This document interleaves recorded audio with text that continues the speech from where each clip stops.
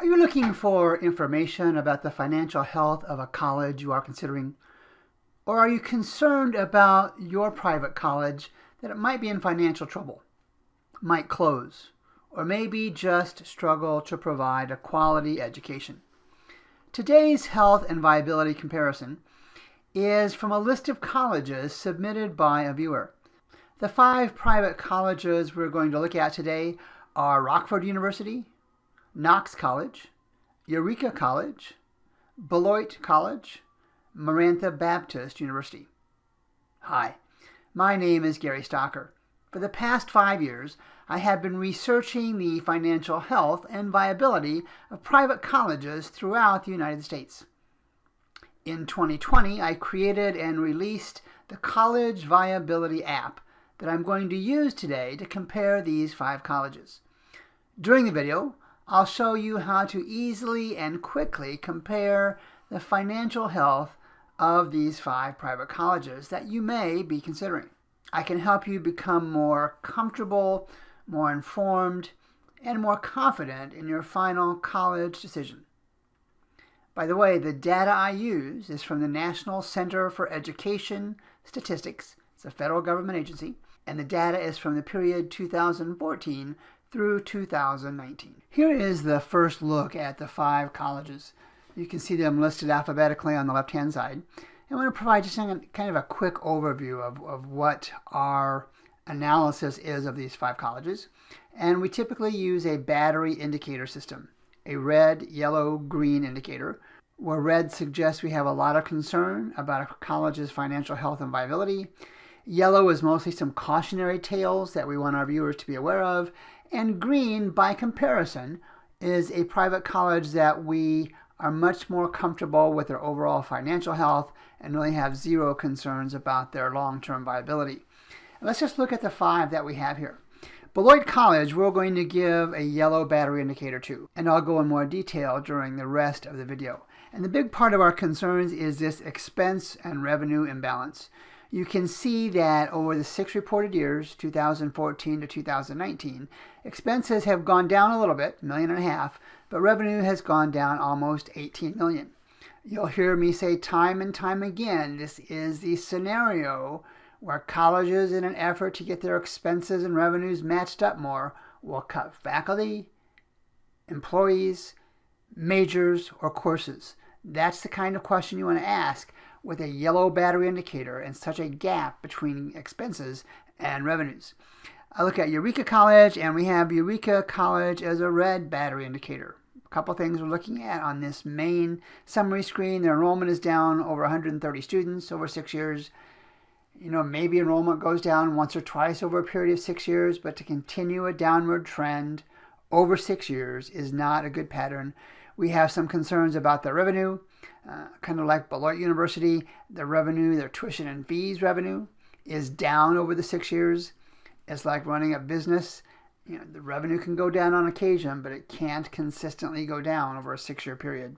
And again, we see some revenue and expense imbalance with Eureka College. Their expenses are up about $600,000, and the revenues are, take that back, Eureka College's expenses are down about $600,000, but the revenues are down about $5 million. And we'll look at graduation rates, which are low, and endowments, which are low for Eureka here in a few minutes. Knox College we have as a yellow.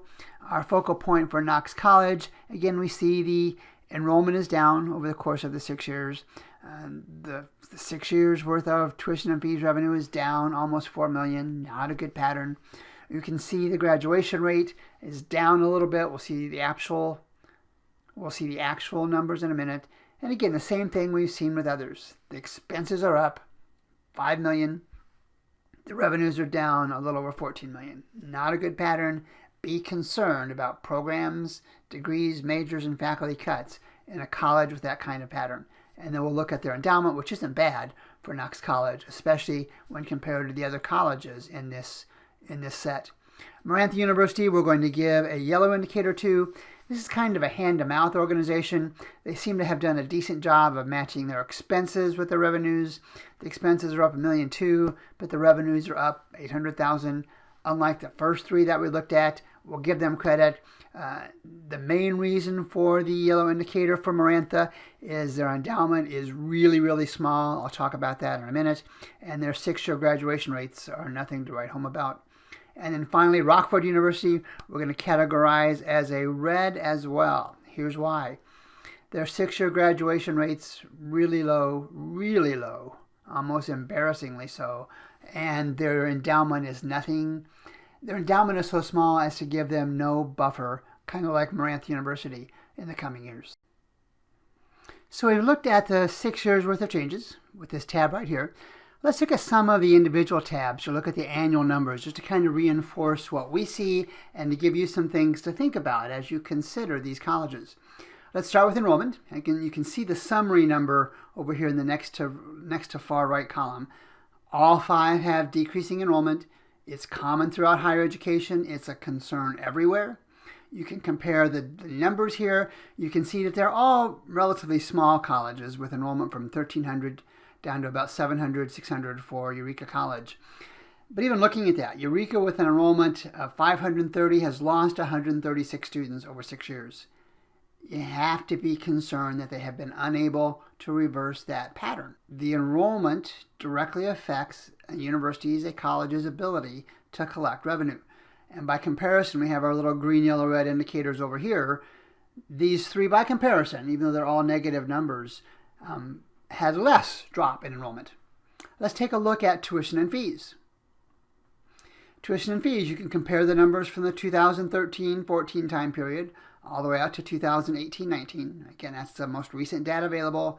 It's always lagged from the federal government. That's the best we have to work with.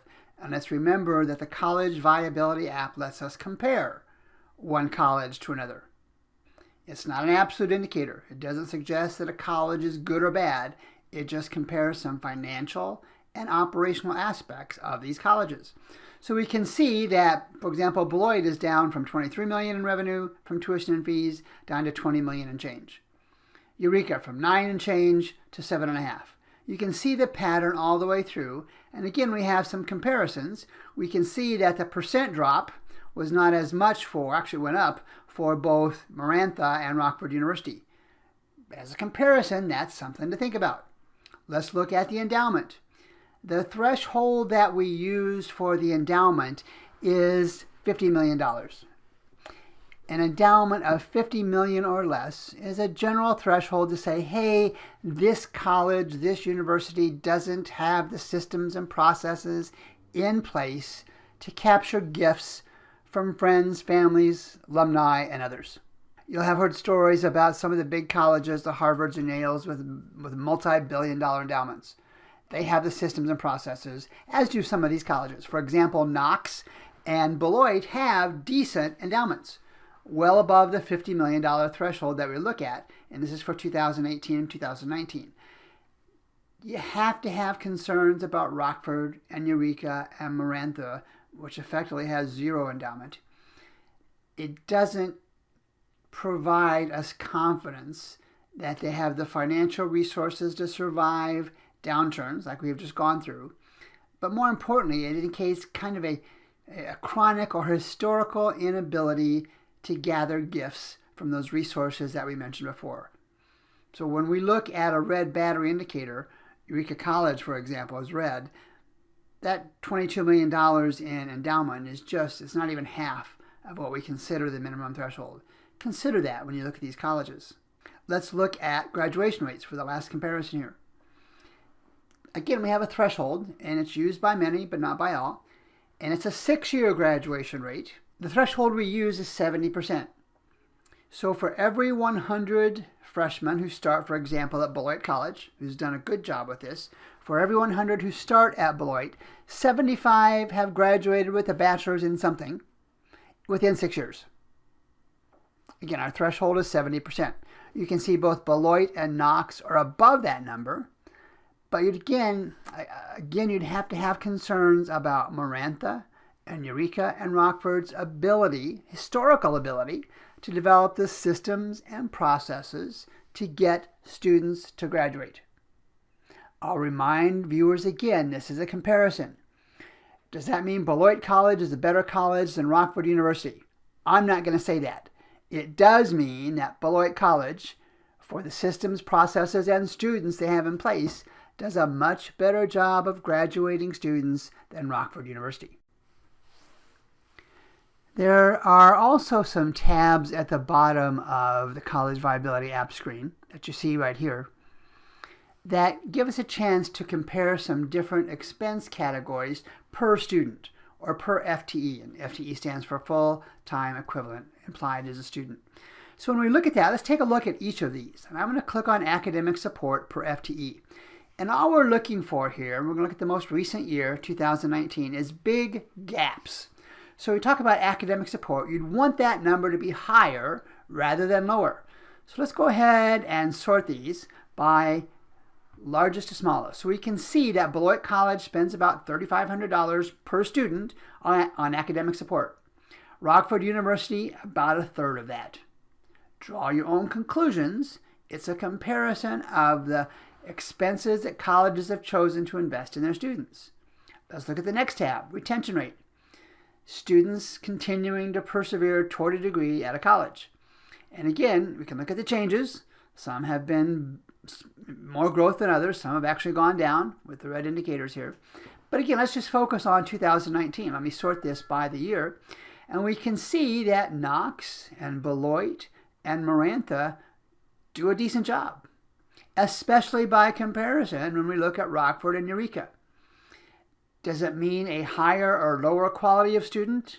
I'm not willing to answer that question. It certainly suggests that Knox College, for example, has much better systems and processes in place to keep students coming back than Eureka College in this set of 5 colleges.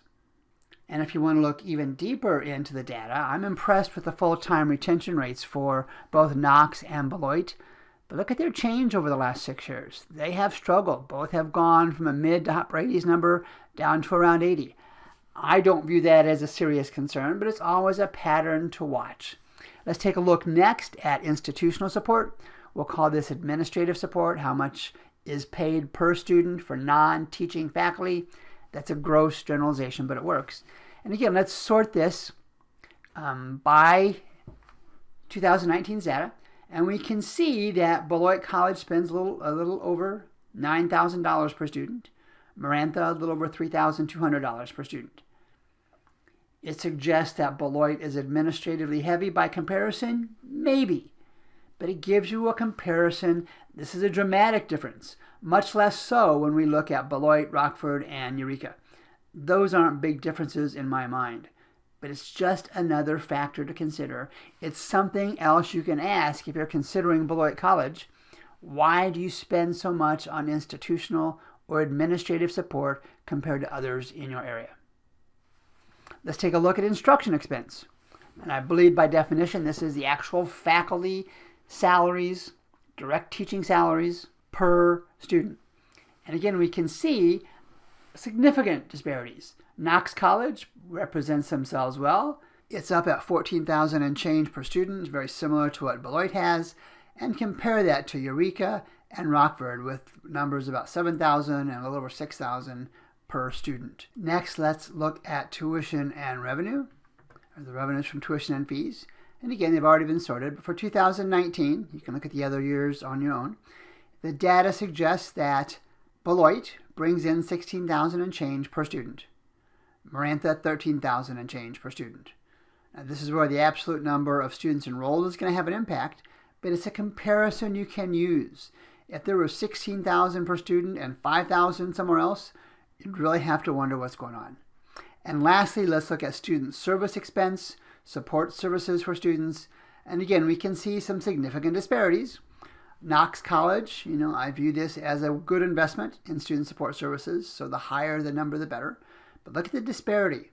$7,000 and change for Knox, right at $2,000 per student for Manantha.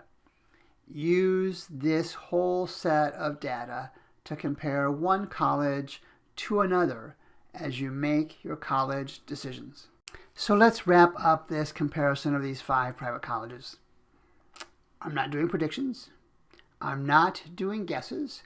I'm just providing some simple comparisons of data that colleges themselves have submitted to the federal government. And it's information that in many times comes from their independently hired auditors. You'll see, as you did today, some comparisons bode well for some of these colleges. Some comparisons should raise concerns in most of us. You or your loved one have earned and to some extent deserve a quality college education. I want to give you the information to help you make the best possible decision about colleges you'll choose. In this day and age, with the financial health challenges and even viability challenges that many face, you need to include the financial health indicators as part of your decision processes. You've already looked at the majors and the campus and the faculty, and you've compared lots of other things. You've submitted the applications, you've done the FAFSAs, you looked at financial aid. Let's add a comparison of a college's finances, of its financial health, to your comparison. It's just an important additional factor to use in today's world. The one thing we don't want is to choose a college where right in front of us the finances have suggested best case is a lower quality college education, worst case an inability to continue while your child or while you are at that college. And by the way, if you have some additional sets, some additional private colleges you would like me to evaluate and compare, go ahead and respond in the comment section down below, and I'll turn that around as quickly as I possibly can. I'll let you know when it's posted. And if you like what you've seen today, if you'd like to see more of these, go ahead and make sure you click on the like down below. If you have any additional comments or questions, place those as appropriate down below. For years, higher education experts across the country have predicted and are continuing to predict there will be college closures, mostly private colleges, in the coming months and years. I created the College Viability app to make it easy for you to compare the financial health of these private colleges. Colleges check on your private health through the FAFSA. It's only fair and it's important that you check on theirs with data like what you see from the College Viability app. We have more than 1,300 private colleges for you to compare to make sure you make the best possible college decision for yourself or your loved ones.